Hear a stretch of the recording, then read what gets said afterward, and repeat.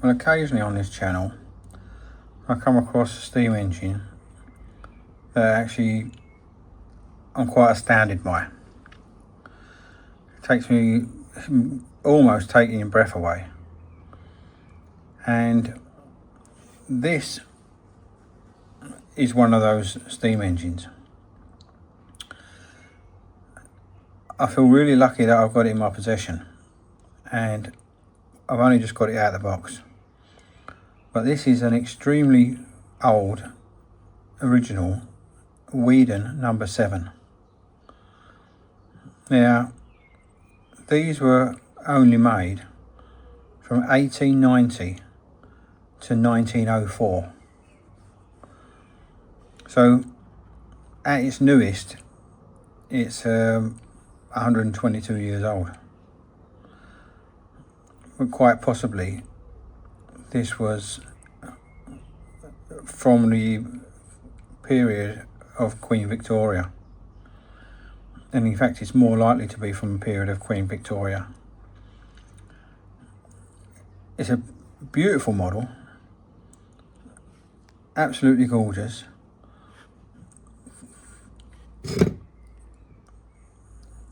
It still feels solid. The only thing that's missing is the connection between there and here. And it's so tiny, it wouldn't have been a screw. So I'd imagine it's some sort of a pin or a rivet.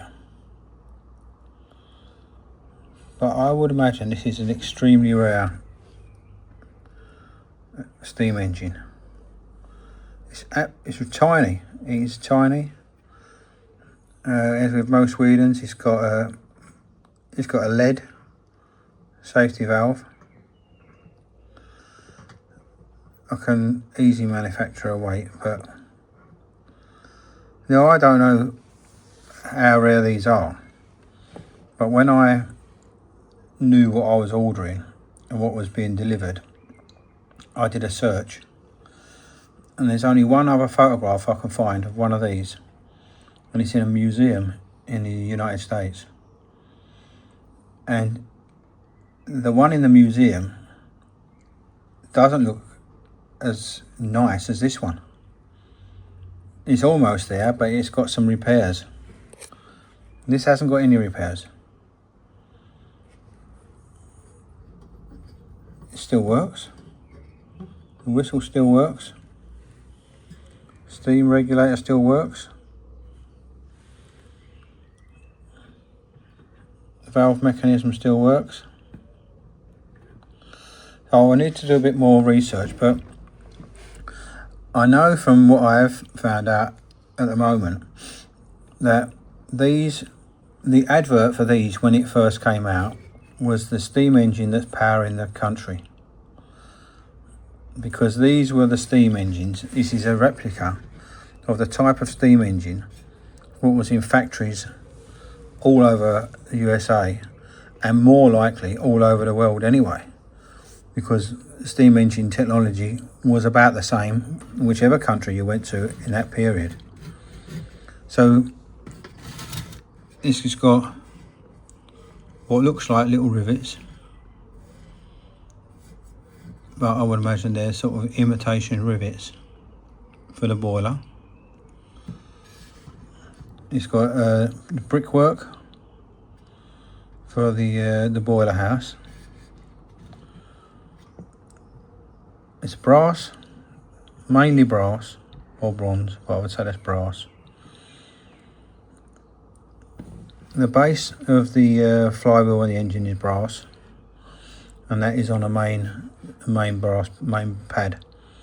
This pad is only 6 inches by 5.5 inches. The front is in the design of a boiler house with a pressure gauge and handles, and it has got a little door.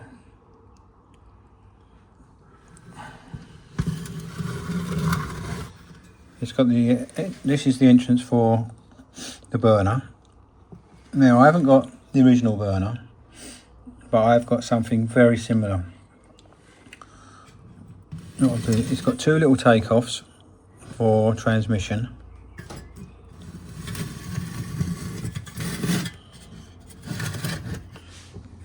And I would say it's in extremely good condition. Now, obviously I haven't tried to steam it at all yet, and I'll be very cautious about applying much heat. And what I do know about these is it is actually what they've done. This, in normal terms, is an oscillating engine. But what they've done is they make the back plate oscillate. So the engine isn't oscillating, but the back plate is doing the oscillating. So that actually the main cylinder and piston is staying put. I will clean it. I'm absolutely not going to be doing any restoration. Absolutely not. I'll just be getting this dust off, and that's it. This is it's a historic toy. There's no doubt about it. And now the guys in the USA might see these more often, so it might not be as rare as I feel it is. But because I find very little information on the internet, and while I do see quite a lot of Weedens, I haven't seen another one like this. As I say, I can only find one photograph. There is a couple of 30-second videos I'm running on YouTube, but in photograph terms, I can only find one photograph, and it's on a museum website. So I would imagine, I'm not sure what the colour scheme is original or not. I dare say in 120 odd years someone may have painted these handles red, but that's just part of its history. I'll be getting grime off, but I won't be polishing anything. This is exactly how it's going to stay. But I will try and steam it. I'm going to clean it, and I'm going to try to put a little bit of water in. The water goes in through the safety valve hole. I'm going to use a low temperature. I'll probably use a little gas flame, but very low temperature, because with the gas flame I can vary the temperature down to quite a low amount of heat. If I put a spirit burner in there, I can't vary that so much. So what about that? All it needs is that connecting to there, which I think I can probably put a little. I just found the tiniest little nail I've got, and it's too fat to go in there. So all that needs is a tiny little piece of wire, just a piece of wire, and temporarily I'll bend it over at each end, and we'll see if we can get it running. But what a wonderful little machine. Now I've said this before about the USA machines. They seem to have a different take on things, and it's refreshing. I like my Doles and my Bings and the Marklins, but they all copied each other. So you find a Dole locomobile or a stationary engine very similar to Marklin or a Bing, not much difference apart from some aesthetics. But I've got an Empire, I've got another Weeden, and this one, the American ones are completely different. They just took a different approach to things at the time. But I think this was when Queen Victoria was on the throne, and I think it was President Harrison in the USA. I think it was President Harrison, 1890. But can you believe it? 1890. That's just mind-blowing. So, I'm going to leave it there, guys. I said something special was coming a few days ago. And for me, this is very special. I've got a huge Marklin 16051 that I haven't steamed yet in the house. Brand new, in the box, absolutely gorgeous. But this is more special. This is more special. I like that. I do like the Marklin. But this is more special. This is a historic.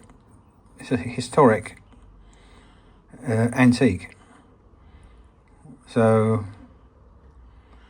yeah, if you like this sort of thing, guys, I try to seek out something different. It's not always possible, you know.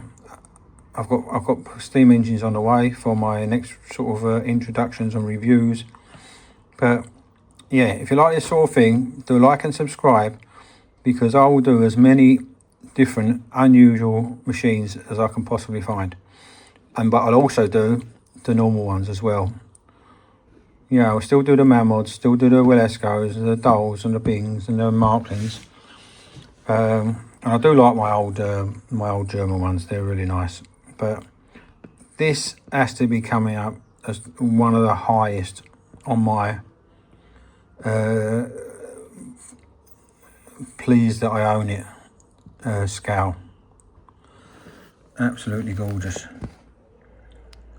Absolutely gorgeous. Look at them rivets.